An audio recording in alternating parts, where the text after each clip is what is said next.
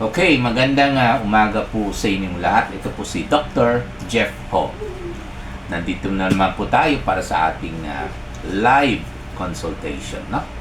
Ang nasa harap ko po ang isang pasyente. Ilang taon na po kayo? 43 years old po. 33. 43. 43. May asawa na po kayo? Hiwalay po. Hiwalay. Okay. May anak na po kayo? Yes, may isa. Ilan po anak ninyo? Sa live-in partner ko po isa, tapos sa dating asawa ko isa po. Isa. Dalawa. So yung dating partner mo, may isa kayong anak. Opo. Patuloy po ba yung sustento? Wala na po siya ngayon, out of nandun na po siya sa kabilang ibang bansa. About yung sustento sa bata ba? Yun na po, yung bata andun na sa ibang bansa. Ay, Yeah, kinuha na po ng mga hindi siya nagpapasustento. Hindi na po, kaya na naman yun. Galit na galit sa iyo yun. Siguro.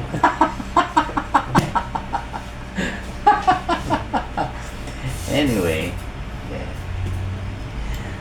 Pero nag-communicate pa kayo ng... Hindi na po. Oh my God. Ilang taon po yung unang anak ninyo? 18 na po siya. 18? Opo. Lalaki o babae? Lalaki po. Siyempre, alam niyo yung pangalan niya, di ba? Oo. Tama po ba?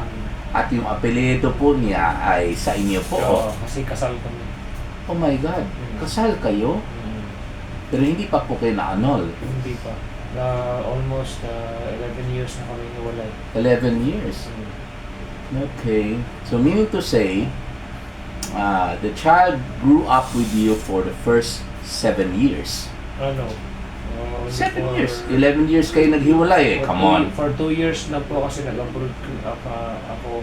Ay, okay. 2 years lang kayo Oo. nagsama sa anak Doon na ninyo. po nasira yung relasyon namin. Sinira ninyo o sinira niya? Sinira niya. Sinira niya? Mm. Akala ko kayo ang Hindi. ano eh. Talaga? Oo. Tapos galit pa sa inyo. Ganun na. Pero, Ay, did you try to reach out to your child? dati po, pero nung umalis na po siya ng bansa, naka-block na ako sa Facebook. Na-block.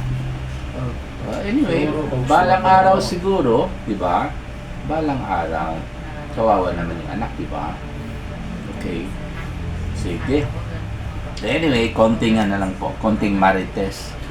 Okay, kasi dito po sa clinic natin, minsan yung mga ganyan na buhay nakaka-affect rin sa pasyente.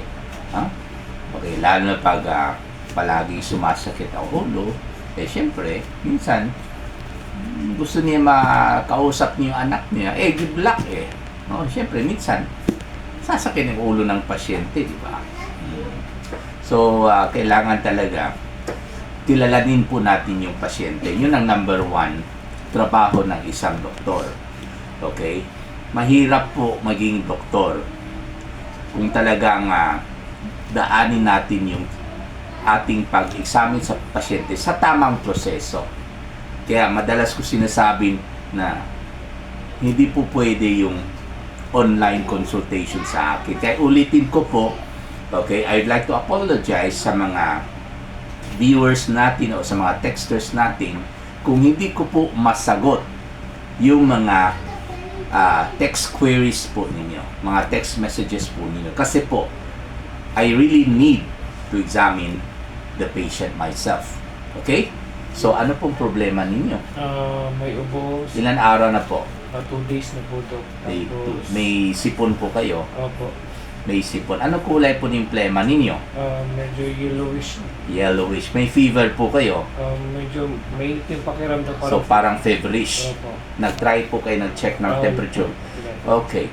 So, Makati po yung lalamunan ninyo? Makati, masakit na tapos... Masakit ang lalamunan ninyo? Masakit na lumunok.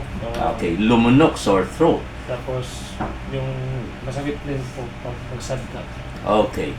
Bago mag-fever kayo, giniginaw kayo o nanginginig kayo? Giniginaw lang. Giniginaw lang. So, pag giniginaw, sa English, chilliness. Sa Bisaya, tugnawan.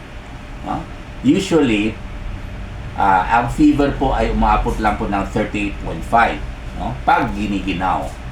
Pero pag ang fever po ay preceded by yung talagang nanginginig, sa English, chills, sa Bisaya, takig, usually, mas malala na po yung infection dahil mas marami na pong mikrobyo ang nasa dugo ng pasyente. Kaya po, mas mataas yung lagnat ng pasyente. At aabot yan ng 40 to 41 degrees centigrade. Whenever the fever is preceded by chills or nanginig or takig sa Bisaya.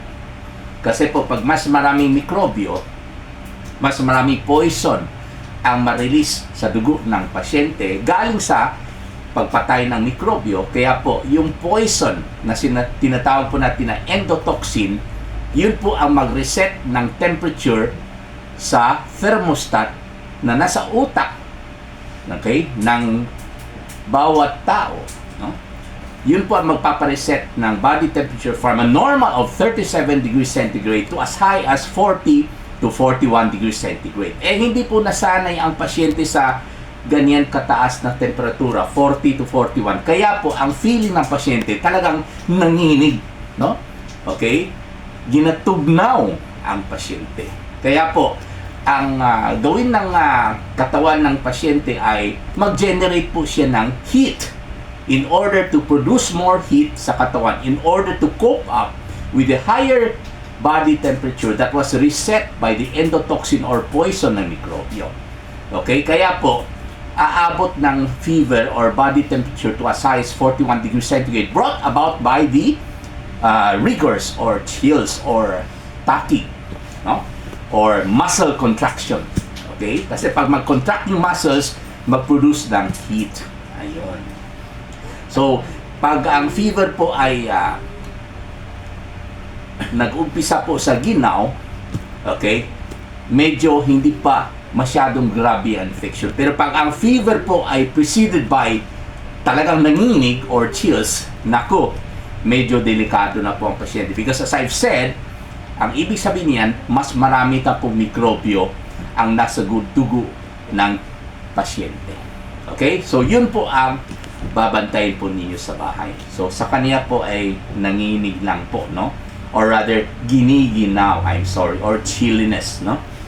So, nag-try na po kayo ng gamot? Wala pa po ito. Wala pa po. Hindi po kayo nag-self-medicate, ha? Hindi po. So, bago nangyari po ito, bago nag-ubo po kayo, anong ginawa po ninyo? Baka may unusual activity po kayo. Baka mas napapagod po kayo. Meron po ba? O kaya po, nag-overtime po kayo ng mas mahaba sa trabaho. So as part of yung central agent po, di po talaga may iwasan na most of the time nag-feel ako sa work. So, Okay. Hindi po kayo nagkaroon ng, extracurricular activities. hindi naman po. Hindi po kayo nag-swimming bago kayo nagkaroon ng ubo. Hindi naman po. Okay. Eh, may anak na po ako na may upot-sipon. Siguro nahawa po ako. Nahawa kayo. Siguro, yun lang po ako. Yun ang kala po ninyo. Pero sa totoo lang po, kadalasan ng ubo, okay, hindi po dahil sa nahawa. Huwag po natin sisihin yung iba. Okay? Kadalasan, pag nag-ubo po tayo, ang sisihin po natin yung sarili po natin. Kasi bumagsak po yung ating immune system. Totoo po, pwede po na yung mikrobyo galing po sa anak natin. Okay? Pero, kahit pinasukan tayo ng mikrobyo sa katawan natin, galing sa anak yung mikrobyo, pero pag malakas ang ating immune system, pag natutulog tayo ng maaga, pag hindi tayo napapagod, nako, hindi rin tayo magkaka-pulmonya or mag-ubo. Okay? So, ang sisihin po natin, yung sariling immune system po natin na inabuso natin. Okay? Yung immune system po natin, yung tinatawag natin na natural immunity na binigay sa atin ng ating mahal na Panginoon, ay talagang epektibo na po yan kontra sa halos lahat ng mikrobyo, pati COVID virus, pati yung flu na bakterya, no? Yung influenza na bakterya, no? Okay, epektibo na po yan. Okay? Or rather, flu na virus, if you call it a virus, no? Because as far as I remember, ang flu ay galing po sa Haemophilus influenza. Okay? I think it's a bacteria. No? So anyway, regardless. Okay? Effective na po yan kontra sa pneumonia. Okay? Kaya, hindi po talaga kailangan tayo magpa-bakuna. For as long as, okay, we take advantage of our natural immunity that was given to us by our God, the Father Almighty. Ayan. Okay? So, yun po ang maling akala ng mga tao. Okay? Siyempre, hindi ko rin siya masisisi, no? Pero tayo mga doktor, it is our obligation to educate our patients, no? Okay? That our natural immunity is far, far more effective. I would say tenfold more effective than the commercial vaccines.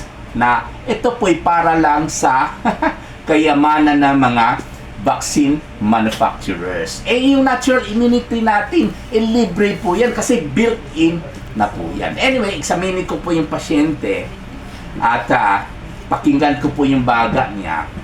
Eh, sa ngayon po, dududa na po ako na baka po, dahil po may ubo siya, dahil po yellow ang plema, dahil po talagang giniginaw na po siya, no?